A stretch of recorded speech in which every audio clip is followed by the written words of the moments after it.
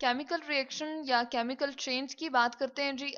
Chemical change chemistry में हम किस तरह से लेते हैं और किस तरह से ये ऑब्जर्व कर सकते हैं उसके बारे में बात करते हैं कि कोई भी दो चीजें हों या दो से ज्यादा चीजें हों, हमारे पास केमिकल्स हों, वो दोनों कंबाइन करेंगे और वो हमें नतीजतन ये होगा कि एक मुख्तलिफ चीज बना के देंगे। वो जो उन दो चीजों से जो पेरेंटली हमारे पास कंबाइन हो रही थी, दो चीजें हम मिला रहे थे, उनसे मुख्तलिफ होंगी। तो इस चीज को हम कहते हैं जी केमिकल चेंज। अब चेंज जो है वो हमारे आसपास हम देखते हैं कि दो तरह से हो रहे होते हैं। हम एक कहते हैं जी फिजिकल चेंज, चले हम यहाँ पर लिख देते हैं, ठीक है। फिजिकल जैसे इसके नाम से ही जाहिर है, यानी कि जाहिर के बारे में हम किसी की बात करें, ऐसा चेंज जो हमें जाहिरी तौर पे नजर आ जाए, उसे क्या हम क्या कहते हैं जी फिजिकल चेंज। जैसे चले हम इसमें एग्जांपल ले लेते हैं, मैंने आइस ली, ठीक है, उसका आइस का एक क्यूब हम ले लेते हैं और ऐसा करते हैं कि उसको टेम्परेचर देते हैं थोड़ा सा, और उसको जब टेम्परेचर देंगे या हम उसको ऐसा करेंगे कि हीट नीचे से अप्लाई करेंगे, तो क्या होगा, ये आइस थोड़ी देर बाद जी कितने डिग्री पे, ये 1 डिग्री पे या 5 डिग्री पे ये क्या हो जाएगी जी, मेल्ट हो जाएगी। और किस में चेंज हो जाएगी, वाटर के अंदर। तो हम कहते हैं कि लेट सपोज इसको हमने किसी बीकर में रखा हुआ था, ये हमने बीकर बना दिया, और इसके बाद क्या होगा, फौरन से जी जैसे ही हमने हीट दी तो ये चेंज हो जाएगा लिक्विड के अंदर। और अगेन इसी बीकर के अंदर हम इसको ऐसा करते हैं कि क्या बना देते हैं, इसको किस फॉर्म में दिखा देंगे जी, हम लिक्विड की फॉर्म में। तो अब यहाँ पर हमारे पास ये क्या था, ये सॉलिड की फॉर्म में था, ठीक है। अब इसकी स्टेट जो है वो जाहिरी तौर पर चेंज हो रही है, लेकिन रहेगा ये अंदर H2O ही, यानी कि केमिकली इसके अंदर कोई चेंज नहीं आएगा। इसको ये नहीं होगा कि वाटर का ये जो हम कहते हैं कि हाइड्रोजन और ऑक्सीजन और फिर हाइड्रोजन के साथ बॉन्ड बना होता है, ये कहीं टूट जाएगा, तो ये बात गलत है। वाटर रहेगा यहाँ पर भी और ये यहाँ पर भी वाटर था। सिर्फ और सिर्फ ये बात थी कि इसकी यहाँ पर स्टेट क्या थी जी, सॉलिड थी, और यहाँ पर अगर हम देखते हैं तो ये क्या है, लिक्विड की फॉर्म में चला गया। और लिक्विड है क्या हमारे पास, चले हम इसको पूरा लिख देते हैं, लिक्विड H2O ही है। अब हम क्या करते हैं जी, चले इसको और ज्यादा मजीद हीट करते हैं। ऐसा करते हैं कि इसको बर्नर के ऊपर फिर हम रख देते हैं, और क्या होगा जी, ये मजीद हीट होने पे किस में चेंज हो जाएगा, थोड़ी देर बाद इसमें से इसकी क्वांटिटी कम हो जाएगी और ये स्टीम की फॉर्म में चला जाएगा, जिसे हम कहते हैं भाप बन जाएगी इसकी, ठीक है। और वो कितने टेम्परेचर पे बनेगा जी, 100 डिग्री सी पे इसका क्या हो जाएगा, स्टीम बन जाएगी। तो अब देख लें हम यहाँ पर के सॉलिड से क्या बन गया था जी, लिक्विड बन गया था। चले हम इसको देख लेते हैं, यहाँ पर इंसर्कल कर देते हैं, लिक्विड बन गया था। और उसके बाद उसकी क्या बन गई थी जी, स्टीम बन गई थी, जिसे हम कहते हैं गैस।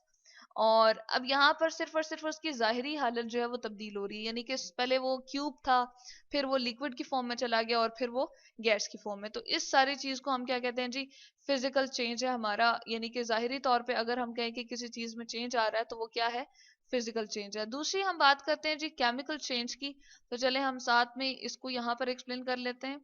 केमिकल चेंज में जैसे ही मैंने लिखा है, तो केमिकल चेंज का लफ्ज लिखते ही हमारे जहन में क्या आता है, यहाँ पर कोई केमिकल्स इन्वॉल्व होंगे और बीच में हम शामिल करेंगे और एक तीसरी चीज जो कि अगेन एक केमिकल ही होगा, लेकिन वो इन दोनों से क्या होगा जी, मुख्तलिफ होगा। तो चले हम इसको देख लेते हैं। केमिकल चेंज में एग्जाम्पल हम ले लेते हैं जी, वाटर की फॉर्मेशन की चले हम ले लेते हैं, सही है।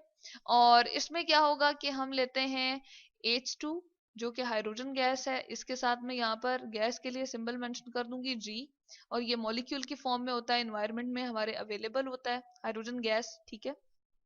और इसके साथ जी हम कंबाइन करते हैं ऑक्सीजन गैस को, ठीक है। और ऑक्सीजन गैस को इस तरह से कंबाइन करेंगे कि ऐसा तो होता नहीं है कि आम बस रूम टेम्परेचर पे ये दोनों कंबाइन करेंगे और रिएक्शन हो जाएगा।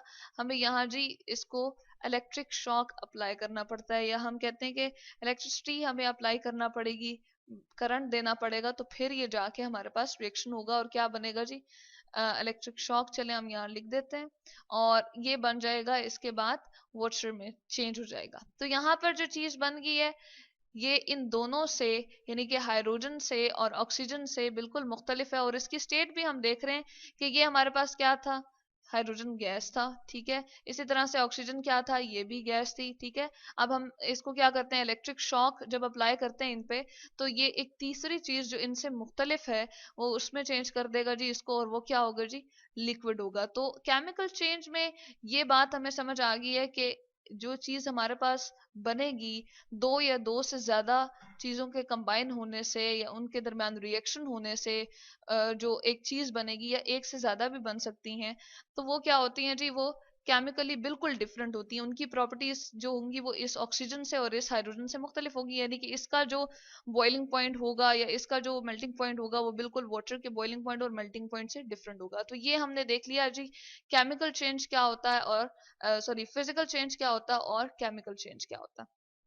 अब हम देखते हैं कि हमारे आसपास बहुत सारे रिएक्शन हो रहे हैं, जैसे हमारी अपनी बॉडी में भी बहुत सारे केमिकल रिएक्शन हो रहे हैं। जैसे हम कहते हैं, यहाँ चले हम लिख लेते हैं, डाइजेशन का जो प्रोसेस है हम कहते हैं जो मेटाबॉलिज्म होता है, ठीक है, यानी कि फूड हम इनटेक करते हैं, स्टमक में जाता है और उसके ऊपर जी हमारे स्टमक में एक एसिड होता है HCl, वो उसके ऊपर क्या होगा, गिरेगा तो उसको छोटे छोटे टुकड़ों में डिकम्पोज कर देगा और खुराक जो है वो हजम होना शुरू हो जाती है। इसी तरह से हम देखते हैं जी प्लांट जो है वो ग्रो हो रहे हैं और उनका प्लांट की ग्रोथ को अगर हम यहाँ लिख दें तो वो भी क्या है, केमिकल रिएक्शन है, यानी कि उनके डिफरेंट केमिकल्स होते हैं निकलते रहते हैं और उनको ग्रोथ में मदद देते हैं। इसी तरह से अगर लोहा पड़ा हुआ है और बारिश हो गई है और ऑक्सीजन उसको मिल रही है तो क्या हो जाता है जी, उसके ऊपर जंग लग जाता है और हम कहते हैं जी इसके ऊपर क्या होगी है, रस्टिंग स्टार्ट होगी है, ठीक है, और उसका कलर क्या होता है, ऑरेंज कलर होता है। ये तो ये कुछ केमिकल रिएक्शंस हैं जो हमारे आसपास हमें नजर आ रहे होते हैं, हम देख सकते हैं और मतलब कि फिजिकली हम इसको क्या करते हैं, ऑब्जर्व कर सकते हैं। हम कहते हैं कि ये केमिकली चेंज हो रहे हैं, यानी कि कोई चीज मुख्तलिफ बना के दे रहे हैं। अच्छा, अब कौन सी ऐसी चीजें हैं जिसकी बिना पर हम कह सकते हैं कि वाकई ये चीज केमिकल रिएक्शन है या नहीं है, तो हम देखते हैं जी सबसे पहले गैस इवॉल्व होना, यानी कि हम ये कहते हैं कि अगर किसी भी केमिकल रिएक्शन से क्या हो रही है, गैस इवॉल्व हो रही है, तो इसका मतलब है कि दो चीजों के मिलने से क्या होती है जी, गैस इवॉल्व हो रही है, तो हम कहते हैं कि ये केमिकल रिएक्शन है। जैसे यहाँ पर एक केमिकल हमने इस वाली आपको नजर आ रही ट्यूब में हमने ले लिया है केमिकल एक्स, ठीक है, इसको मैंने एक्स का नाम दे दिया। और ये जो ग्रीन वाले में आपको नजर आ रहा है जिसको हमने ब्लैक से इंसर्कल किया हुआ और ऑरेंज से यहाँ रिप्रेजेंट किया है, इसको केमिकल वाई कह दिया। अब इन दोनों को जब हम ऐड कर रहे हैं इस अपने फ्लास्क के अंदर, जो राउंड बॉटम फ्लास्क है और स्टैंड से इसको हमने रखा हुआ है, तो इन दोनों के मिलाने से क्या हुआ कि ब्लू कलर की गैस जो है वो इवॉल्व हो रही है। तो इससे हमें क्या पता चलेगा जी, ये दोनों केमिकल जो है आपस में कंबाइन करके और हमें एक तीसरी चीज जो मुख्तलिफ है इनसे बना के दे रहे हैं, तो वो क्या है जी, गैस की फॉर्म में जनरेट हो रही है। इसको हम कहते हैं ये केमिकल चेंज है या फिर ये केमिकल रिएक्शन है। दूसरी जो हम निशानदेही देख सकते हैं या फिर हम ये कह सकते हैं कि कोई केमिकल रिएक्शन हो रहा है या नहीं हो रहा, वो होता है जी प्रेसिपिटेशन। प्रेसिपिटेशन क्या होता है जी, सॉलिड इन लिक्विड अगर आपके पास बन जाए, यानी कि सॉलिड फॉर्म किसी चीज की बन जाए किसके अंदर, सॉलिड फॉर्म्स इन लिक्विड, तो फिर हम उसको क्या कहते हैं, प्रेसिपिटेट कहते हैं, ठीक है। सॉलिडिफाई अगर कोई चीज आपके पास होती हुई नजर आए तो उसको हम कहते हैं जी प्रेसिपिटेशन, ठीक है।